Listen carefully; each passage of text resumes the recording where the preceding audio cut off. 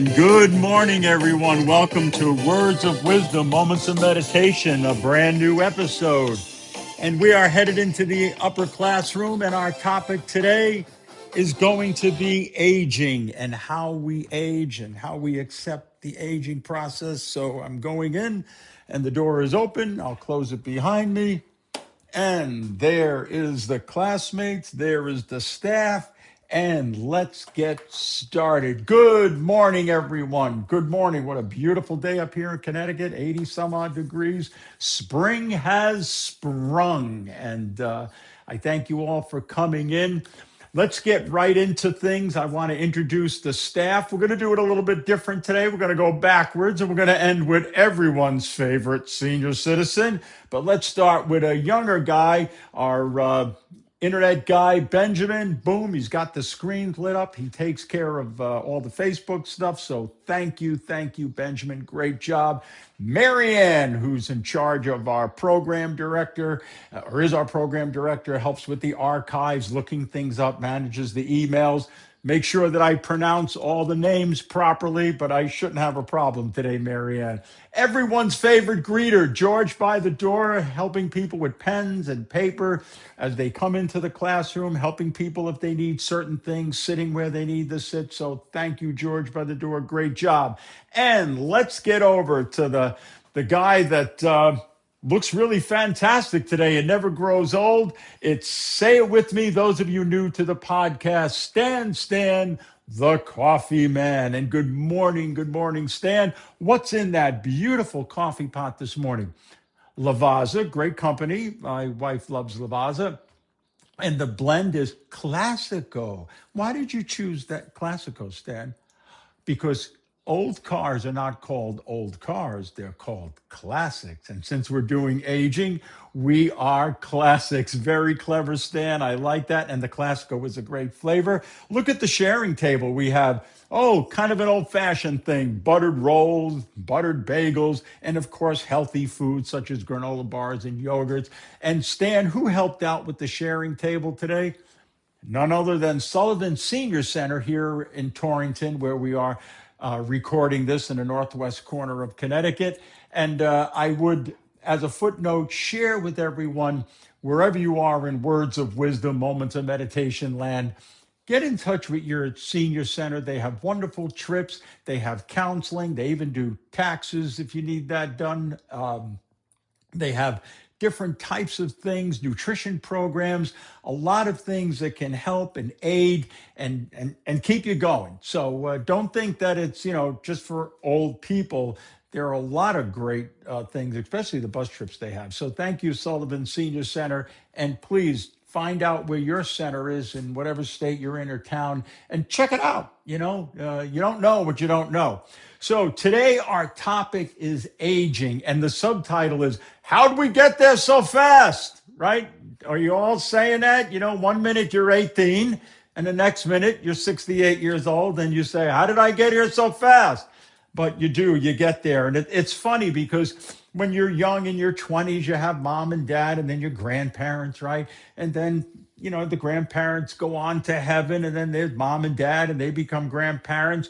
And then they join the grandparents in that beautiful place called heaven. And then we're the top tier. And we're the grandparents and the parents, and there's no one above us, and we're looking down at the generations below. And that's why we say to ourselves, man, not only do I sound like my parent, now I sound like my grandfather or my grandmother, right? So how do we get here so fast? And what we're going to talk about today is based on a book called My Time.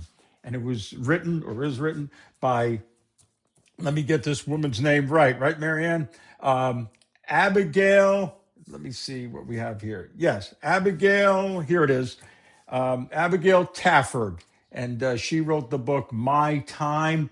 And she goes in through a lot of different facets of aging in terms of romance, maybe starting to date, and human intimacy. She talks about going into the unknown, like we did when we were graduating high school, and friends were going different ways, and people were taking different jobs. And so we're faced at a threshold in life, right? The unknown. And she calls it the new adolescence, because she compares aging with almost much the same experiences, and I'm going to share that today with what we experienced when we were 14, entering high school, right? Leaving elementary school and then graduating high school and then moving on to our professional lives, college, and those kinds of things. So it's a great book. We do have her name on the back table there. Those of you who want to pick that up. And we don't have the book, but we do have her name and all of that. And Abigail did a great job. And I thank my friend Catherine, who brought this to my attention. And Marianne shared this idea and said, great, we're going to make this a two-parter, 2 parts, okay? There was so much material, right, Marianne, that we decided to do this in 2 parts. So let's get over to our format. And I'm going to go over what part 1 is today. Part 1, we're going to explore aging in 2 ways. 1, the attitude. How do we embrace the change that's happening in our lives? And we had a great Buddhist quote many, I don't know, about 3 podcasts ago. And the Buddhists say, it's not the change that's hard, but it's the resistance to change. So now our bodies are changing, our finances, maybe our location. And so we want to embrace that change. We don't want to resist it. So the first half of today's program is a lot of quotes and scripture verses that help us with our attitude toward changing and the new life that we have. And then also, what are the benefits? Hey, we got value, okay? The benefits of aging. What can we bring and what do we bring to a younger generation and the people around us? So we do have some value. In 2 weeks, when we do the second podcast, this one should be out April 16th. I hope you have your taxes paid, okay? But this one will be out, and then 2 weeks later, the next one. And part 2 of our aging talk, we're going to explore, how to look forward, right? How do we now say, okay, we're older, different age groups. How do we keep that zest for life? How do we grow, look forward? How do we get new dreams, maintain dreams? And also the benefits of volunteering. Volunteering has a lot of health benefits to the aging process. And we're going to explore those and show how they can help us as we go along and the value to that. But for today, attitude and benefit. And we're going to start off with a verse from a great song. Now, I never tell people what they should do, right? Because they say when you're pointing your finger, there's 3 pointing back at you. But everyone, you must listen to the song at the end. It is awesome, by a gentleman called Eddie Dalton. And we're going to use his lyric in 30 seconds. So listen to the podcast and get into Eddie's song. It is phenomenal. It wraps up, it mirrors the whole piece that we're talking about today. So we're talking about Eddie. Let's see what he says to help us with the aging process. And this is the verse from his song. It says, like wind through the pines, okay? Like wind through the pines, I am a small piece of a bigger design. Wow. Like wind through the pines, I am a small piece. I love what he's saying right there, because sometimes at our age we feel that maybe we didn't do enough or we're not enough, right? We question, our life or our value a little bit and what we're doing. But then he goes on to say, but I am a smaller piece in a bigger design. Wow. That's all of you here and those of you listening. And I love his word bigger. So though we may feel like pieces of a puzzle, I'm just a small piece, but we're so important as we age. And the name of his song is Another Day Older, but a bigger design, right? Isn't that amazing? So there's something larger than what we can see in front of us and what we can tangibly touch.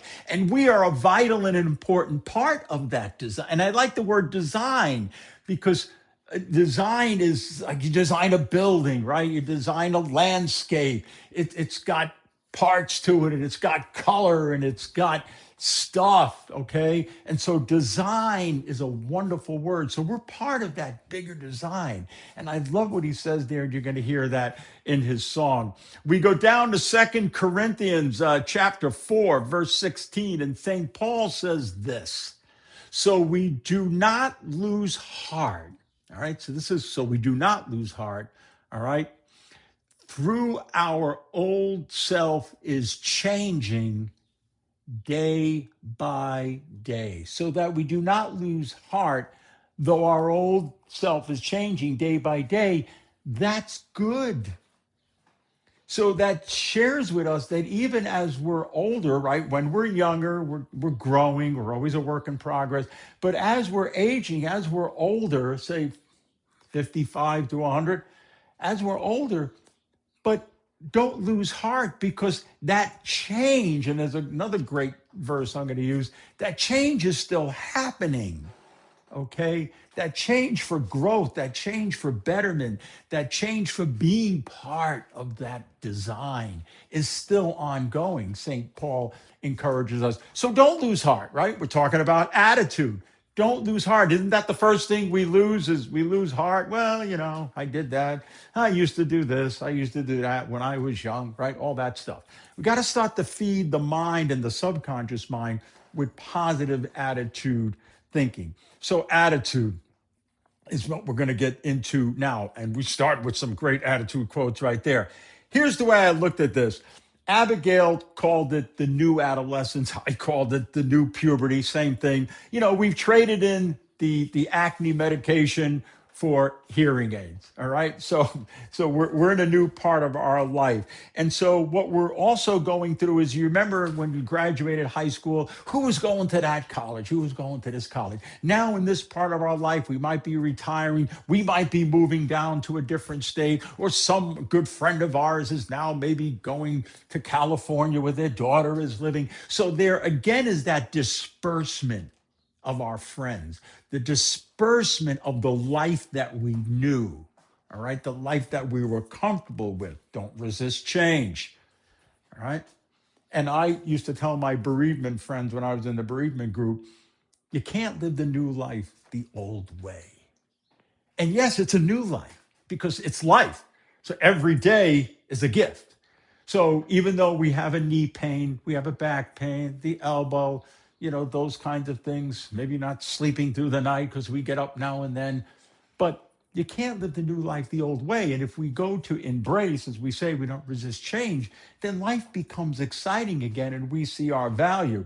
So there's a lot of similarities between the old puberty and this. And getting new friends, like when we were in high school, should we join this team? Should we join that team? Or this club or that club? And now in this life, we might be saying, gee, I when I was working and had time, should I do that? Or, gee, my friend, he just retired and he's getting involved in a parish or a synagogue or a mosque or whatever the case is. And, gee, should I go with him? Like maybe back in the day you said, gee, Joe is joining the track team. Should I do that? So there's those questions of what path to take at this point in our life, what road to go down, who to maybe chum up with. Very similar to what we had the first time. And then, of course, romance. All right. I mentioned that I just got married 7 months ago, Diana and I. Romance. We were both widowed. Some of you listening may be widowed. Just let me caution you, if you're recently widowed, you need to go through a process before you start dating. There's counseling for that. But, or you might be divorced, or maybe I have a friend at a feed place. We get our rabbit feed. He was never married, nor was his wife. And last May, they got married for the first time. He said, I never knew life could be so wonderful. He thought being single was the best thing on earth. So romance is part of the new adolescence, as Abigail says, with the new puberty, because we're still going to get those knocky knees. When I first started dating after Lori died and I would make a phone call or go to a dance, my palms were sweaty. My knees were knocking just like they did in 1971, 72, 73, 74, 75, all 4 years, right?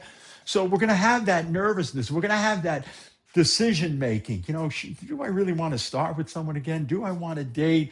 I'm a kind of awkward. I'm not as cool as I used to be. I have to take a certain medication before I have my drink, right? So romance and the ability or the desire to want to start in a relationship, just like it was back when we were younger, right? Deciding, should I ask that girl out of that girl, or will she go out with me? Or you get a couple of rejections, and then should I still continue on? Am I the right guy for a girl? So those questions enter your head even at this age, all right? Because we're still fully human, still fully alive. I think that was the book I read many years ago. Let's look at Psalm chapter 92, verse 14. And it says, they still bear fruit. The word still is important, boys and girls. They still bear fruit. In old age, they are still full of sap and are green. Bing, bang, boom. And the people from the Sullivan Senior Center are nodding their head. There was a group of them in the back. We still have fruit. We're still green, right? We still have what is Psalms talking about? Life within us. A lot of people say to me, gee, the Bible is pretty relevant to everyday living. Yeah, okay. And so Psalms is the Old Testament, so it's even older. But the word still, right? That goes right back to our attitude, our mindset, right? And lose heart. Okay, so it's not over, right? Like Yogi Berra said, it ain't over till it's over. It's not over. It might be different, right? Might be a different flavor, might be a different color, but it's not over. So Psalms is telling us that there's still not only life, but value, right? Part of a bigger design.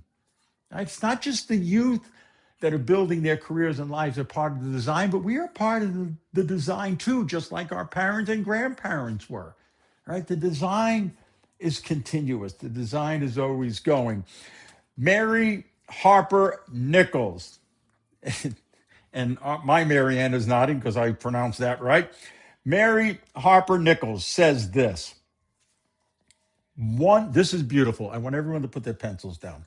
One day, you will look back and see all along you were blooming. Boom. All along. Nichols doesn't say, at some point in your life you were blooming. All along. Even now, as Abigail says in her book, with medical advancements, people live longer. So at 68, I could live another 20 years to 88. There's a lot more blooming for me to do, right? There's new skills I can learn. There's new techniques. There's new things, music I can appreciate, new art, things that I can appreciate. So when you look back, all along you were blooming, not just when you were 20 or 30 or now.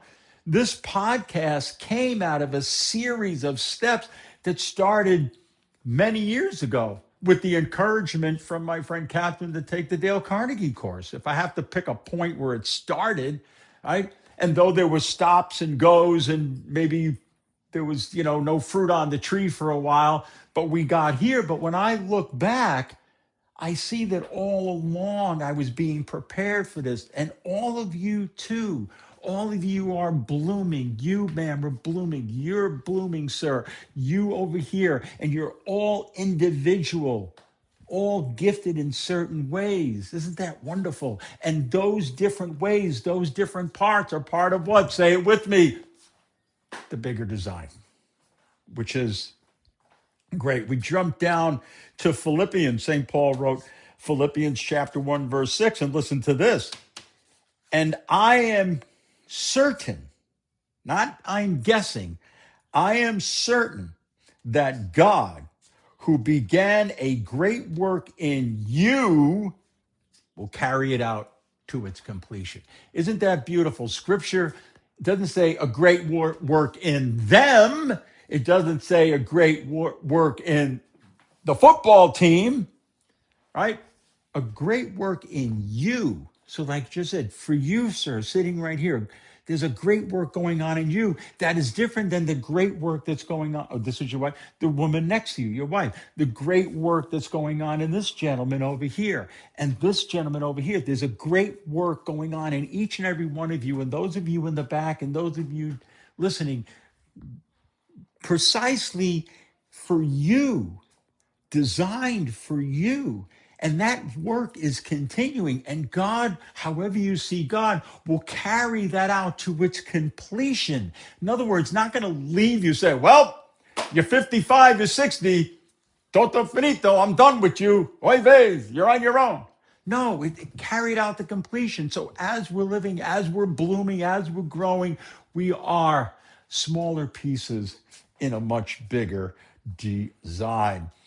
The great George Burns, and he was in that movie with Walter Matthau, something old men, I forget the name of it, but he says this: you can't help getting older, right? We're going to age, but there's always a but.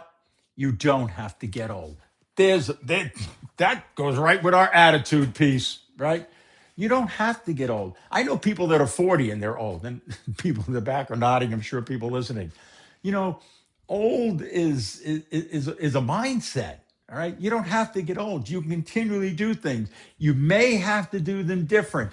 That's what we talk about resisting change. Living, you can't live the new life the old way. Maybe you can't move as quick as you did, or as fast as you did, or work as long as you did. But you don't have to get old. You can find ways, these senior centers can help. You can find ways to do things that you did in a different way. Okay?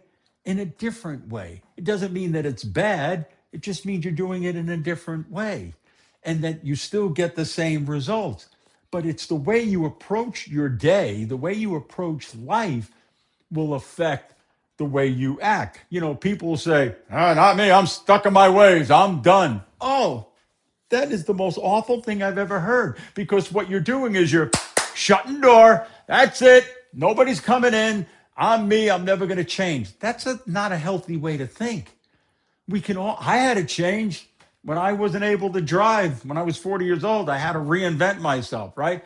So that's a block. That's a stone wall. Okay. What did we learn about Easter? Moving the stone. Right? So you want to move the stone away and allow new experiences, new people, just like you did in high school. When you're in high school, you didn't say, well, this is me, this is who I am. You know, someone said, you want to join a team? You said, yeah. You want to join a club? Yeah. Hey, you want to come to the football party? You said, yeah. Well, you got to say yeah now. Okay? It may not be a football party, but something. All right?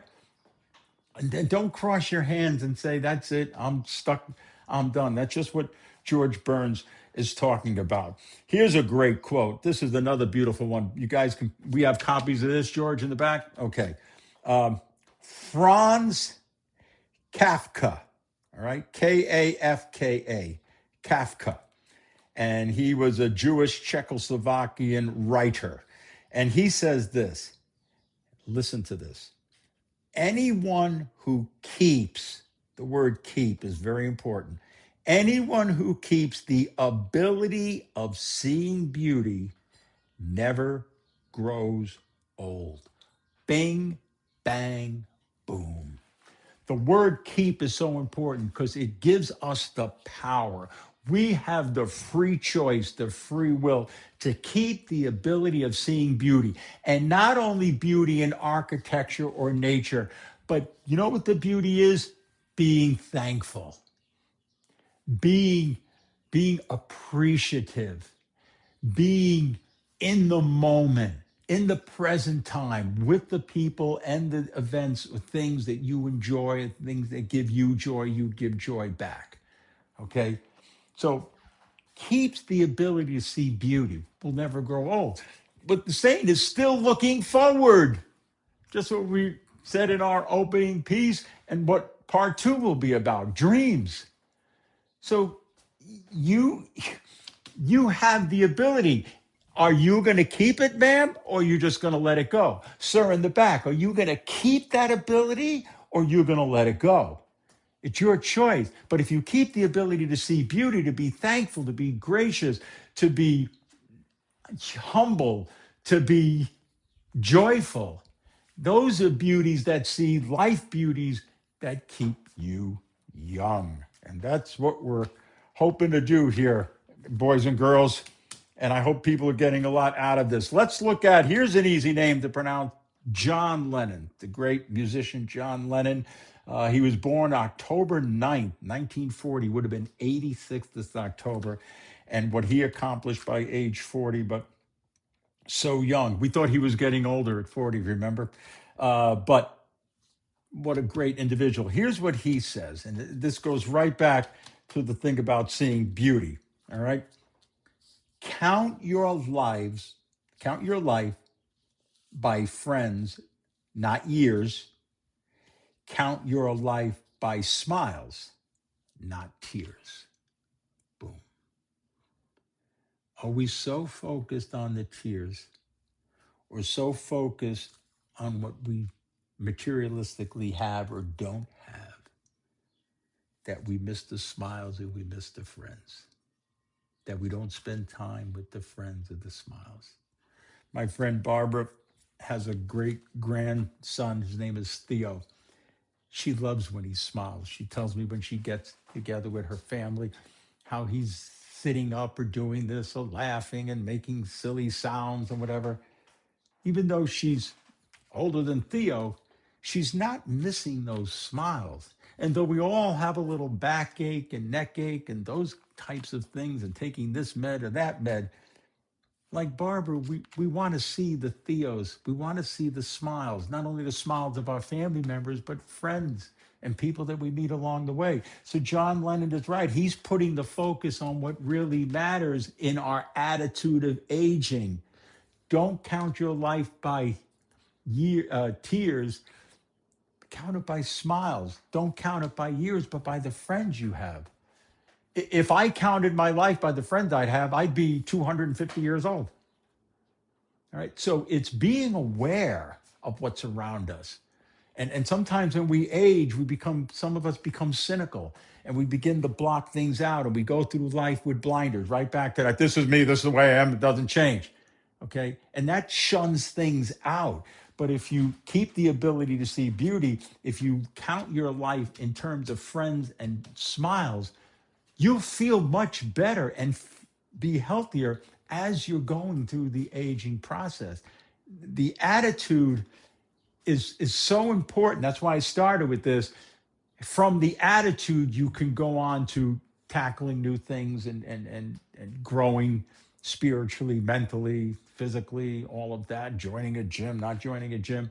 But you got to have that attitude. And so far, we've seen some great attitude adjustments, and they all come back to, like Wind Through the Pines, we are smaller pieces of a much larger design. Let's get into the benefits of being older. All right. And people say, what? Benefits of being older? I don't move as quick as I did. But look at it this way. Job chapter 12, verse 12. He says this: wisdom belongs to the aged, understanding belongs to the old. There is a bigger difference between wisdom and knowledge. Knowledge is knowing the square root of 72, and I don't know it. All right. Knowledge is knowing all the capitals in the United States. But wisdom is the ability to look at a situation, look at a problem, and be able to find the best pathway. All right. Understanding, just the word understanding means to get under and to lift up. Okay. So as older adults, right, or as classics, as Stan said, we have life experiences that we can bring to a younger generation, our own family, whoever, and we can provide wisdom when they are sometimes lost in the shuffle. Do you know the human mind cannot reason until it's 23 years old? So that's why your parents were pulling their hair out of their head when you were 17, because you wanted to do this and you wanted to do something, but you couldn't reason that situation. They could. You just saw it as something you wanted to do. And then we started pulling our hair out of our head when it was our turn, right? Everyone's nodding. Okay. So the ability to understand it. Here's three words I'm going to share with you that you can use with the younger generation. It's called feel, felt, found. So if you have a granddaughter that's going through a tough time, or grandson, or maybe they're just deciding what college to pick, you can say to them, Joan, I know how you feel. I felt the same way, but this is what I found. That's wisdom. And it also shows your understanding, because when you say, I know how you feel, you're not saying, well, I didn't do it that way when I was your age. Okay. I know how you feel. Then you match that with I felt the same way. So now the younger person is saying, wow, Nana felt like me. Grandpa felt like me. They know what I'm going through. And this is what I found. And then the choice is inevitably theirs. Okay. But feel, felt, found could help. And when you talk about younger generation, I see this all the time on Facebook. People say, 60s, 70s, 50s generation. We rode bikes and we didn't wear helmets and we stayed out. My mother didn't know where we were in our day. And that's all fine. Okay. Alcoholics Anonymous has a great quote. It says, it's okay to look back, but not to stare. And those things are fine. But are we in those posts too long, too much? And are we missing the smiles and the friends? Are we so much into what we did that we're not looking at what we can do? Let that sit with you a minute. What we did, looking at that rather than what we can do, right? The bigger design. Do not lose heart, changing day by day. Having the ability, okay, to keep that ability to see beauty. So Job talks about wisdom and understanding. That's what we can bring to the table. Interesting story about Lee Iacocca. He built the Mustang, but he also designed the Dodge minivan. And when he was working on that, he was in his 70s. I think this is before he ran for president or thought about running for president. And in order to build that minivan, he took all his guys out of retirement, all his other Goombas that he knew that were big guys in the auto industry. And he said, the station wagon is no good anymore. We got to get something a little better. All right. And so he brought his guys together, brought them out of retirement, used their wisdom, their understanding of what people needed, their knowledge, and then built the Dodge Caravan, which became the car of a generation of kids. The term soccer moms and all of that comes out of that. But he drew on the experience and wisdom of people who built cars for years before that. So we have value. Job is right, wisdom and understanding. Job also tells us in chapter 32, verse 7, he says this: those who are older should speak. Wisdom comes with age, and that's self-explanatory. All right, wisdom comes with age. We should speak. Okay, we should at the Christmas table or Thanksgiving table speak, not just sit there and we're older. The younger they're not going to listen to us anyway. Speak. Use the right feel, felt, found. But we should speak because wisdom comes with age. You can't, I don't care if you have a master's degree in education. How many people, those of you, right, I'm going to throw the question out there, went to college. I've heard this, I didn't go to college, but I hear this all the time. And the people say, no, what I did in my career, I didn't learn in college. I learned once I got into the career, the job that I chose, or the business that I built. What is that? Wisdom. The schooling just gave you the boost, as they say in Italian. But you got into that field and from other people gained wisdom. So that wisdom is valuable. And we have that and should offer it, not for what we did, but for what we can do. It's continuous. There was a great, not a great band, but a cool band called the Ducks. And there was one of the guys in the band, his name was Jeff Blackburn. And in the lyrics of a song, I forget the title of the song, but it says, I'd rather burn out than rust out. Let that sit a minute. How many of us are rusting out, right? It's better to burn out. Wisdom, get involved, right? We could talk more about that next week. Are we just rusting out by saying, well, I don't buy flowers anymore, and I don't do this anymore, and I did that, but that's for the young. And then you start the label. We talked about labels in our Easter message. We start labeling not only other people, but ourselves. And once you put labels on yourself, you restrict yourself. You become part of that label. They told me when I was raising my two daughters, don't label them. She's my quiet one. She's my loud one. They're people. So are we labeling ourselves by thinking we don't have anything to offer? All right. Are we rusting out? Or are we going to burn it to the end? I also say this to my friends. There's an old saying that says, once a man, twice a child. And you understand that. You start out as a little boy, then you become a parent, father, whatever. And then as you get older, you need help again, right? Okay. But I came up with a saying years ago. It says, once a parent, twice a teenager. And what Abigail talks about in her book, My Time, is that at this age, and here's a word everyone's going to like, sex is actually better. There's not the worry of procreating. There's not, Junior knocking on the door or getting him to Cub Scout. And I saw a program once, a woman saying that sexuality in the later years is much more enjoyable, much more relaxed. You're not trying to impress anybody. You're in love with the person. You're okay with your body the way it is. And intimacy is actually much more desirable. So as we age, we begin to get that comfort. I know some people my age have adult children living with them due to certain situations. That's fine.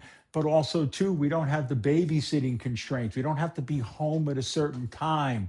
Okay. So we can hang out. Maybe we're not hanging out in the basement like we did in the 60s and 70s and 50s. We're hanging out in the living room, but it's still okay.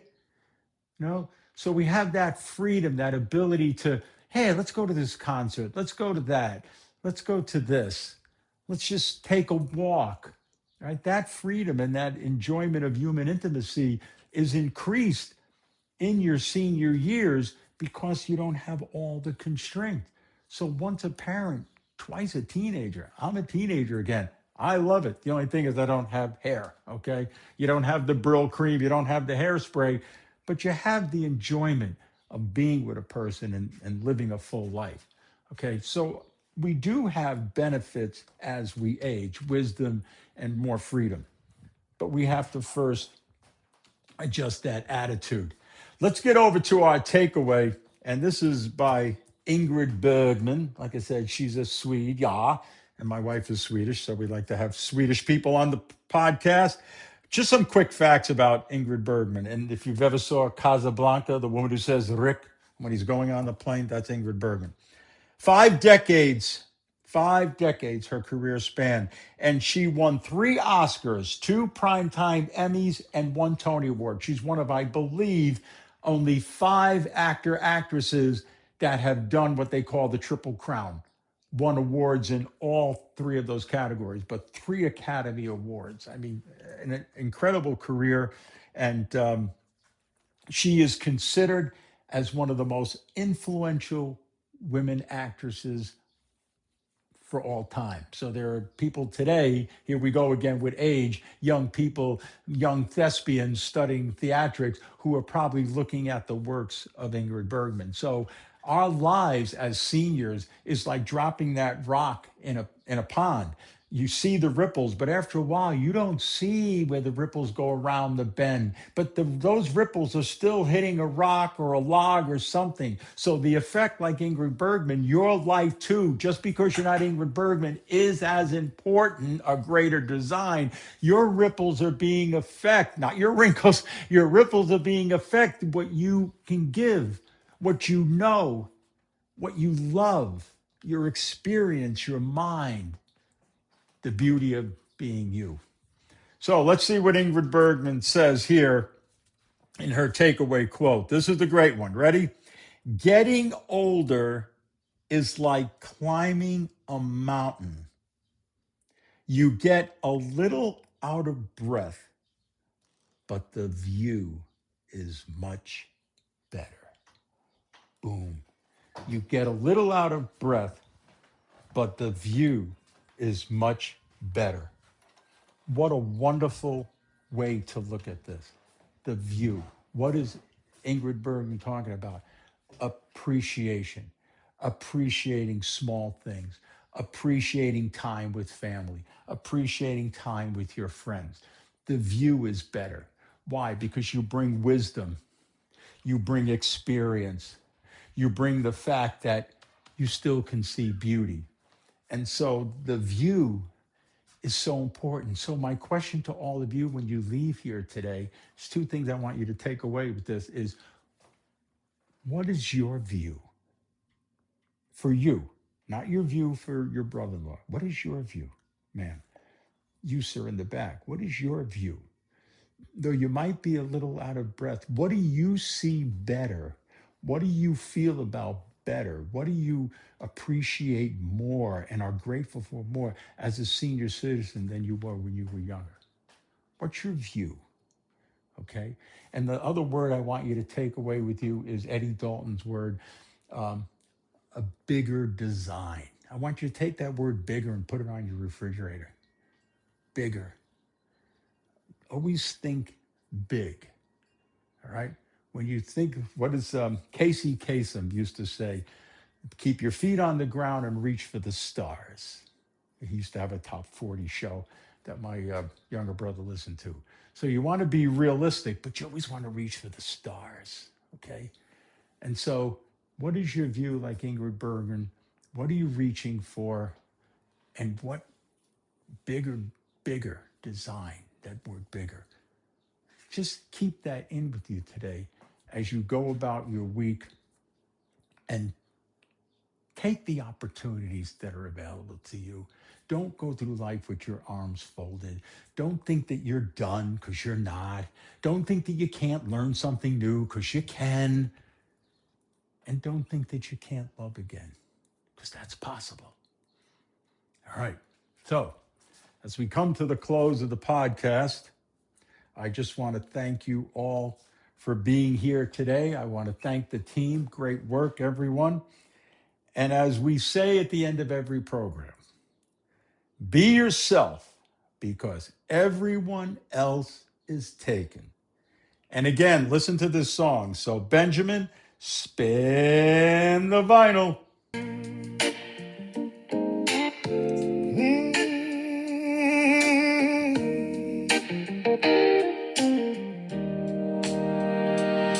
I don't move as good as I used to. Some days it takes me a minute or two. But the world keeps turning like it's meant to do. And time don't wait, it just carries you through. I've had good days and a few slip away. Had a few things work out a different way. But you live long enough and you'll see it's true. The things worth keeping take time to come through. We're just passing through time like the wind through the pines. Just small little pieces in a bigger design. The older I get, the more that I know there ain't nothing wrong with being another day old.